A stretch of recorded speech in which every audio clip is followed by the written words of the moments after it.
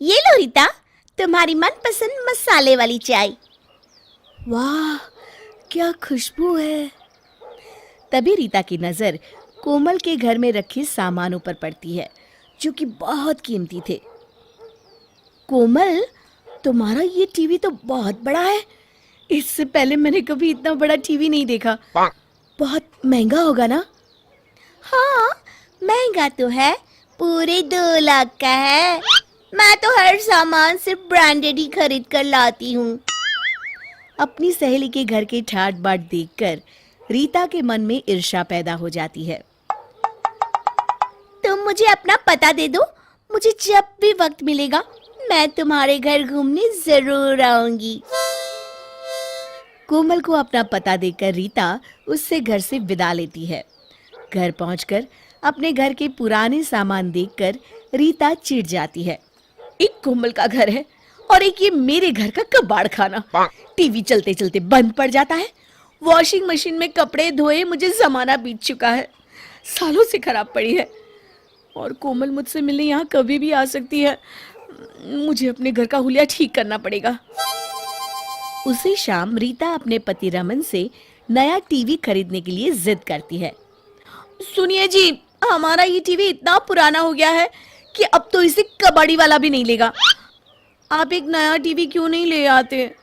मेरी सहेली कोमल कभी भी हमारे घर आ सकती है। घर की ये हालत देखकर वो क्या सोचेगी जी? उसके सामने मेरी तो नाक ही कट जाएगी। अरे भाग्यवान, कोमल का पति एक बड़ा व्यापारी है और मैं ठहरा एक मामूली सी निजी कंपनी में काम करने वाला आदमी। हम उनकी बराबरी नहीं कर सकते। मैं कुछ नहीं जानती, 2 दिन में नया टीवी आ जाना चाहिए।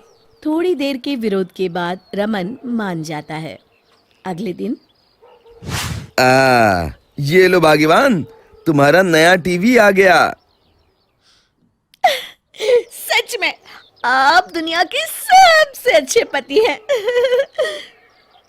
अच्छे पति का खिताब लेने के चक्कर में मेरी 1 महीने की पूरी तनख्वाह खर्च हो गई।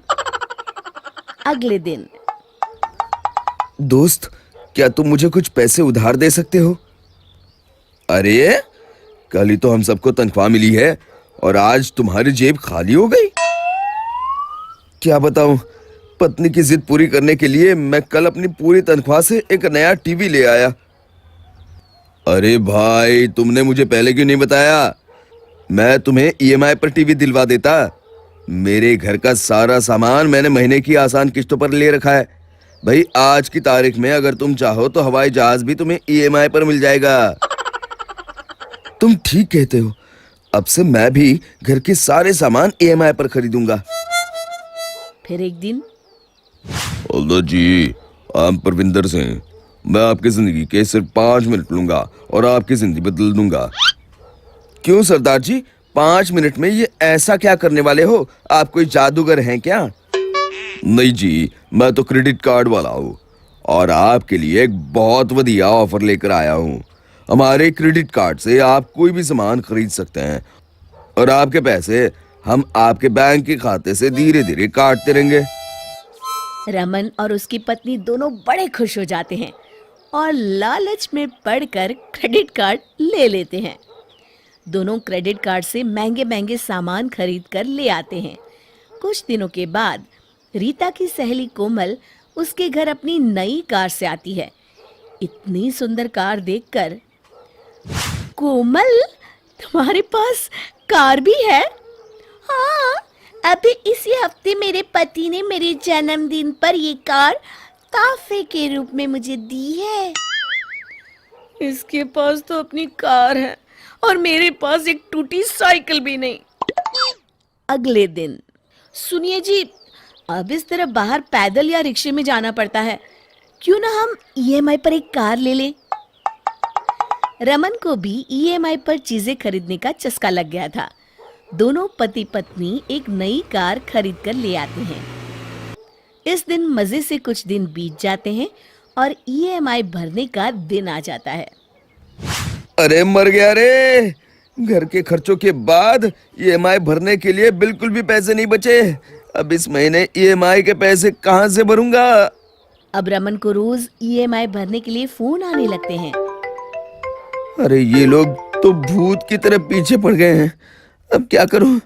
एक काम करता हूं, किसी से उधार मांगकर इस महीने की किस्त भर देता हूं।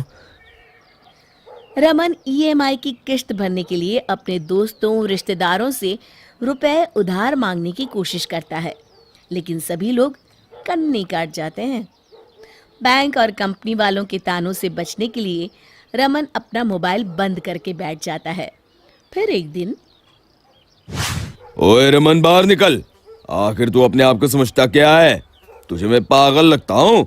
इतने दिनों से फोन कर रहा हूँ और तू मेरा फोन उठाने के बजाय फोन बंद करके बैठा है।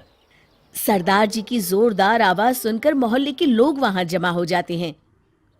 सरदार जी, जरा धीरे बोलिए। ओए, मुझे किसी की परवाह है क्या जो मैं धीरे बोलूं? मैंने तुझे शरीफ आदमी समझकर अपने बैंक से नई गड्डी दिलवा दी। ओए, लेकिन तू तो धोखेबाज निकला। आदमी को अपनी हैसियत देख के चीजें खरीदनी चाहिए। चलो है बिल्लू, गड्डी उठाकर चल ले। इस तरह रमन और रीता की नई कार बैंक वाले उठाकर ले जाते हैं। ठीक 2 दिन के बाद कंपनी वाले भी आकर रमन के घर से ईएमआई पर खरीदा हुआ सारा सामान उठाकर ले जाते हैं। इस तरह पड़ोसियों के सामने रमन और रीता की खूब हंसी उठती है। शिक्षा: चादर जितनी लंबी हो, हमें पैर उतने ही फैलाने चाहिए।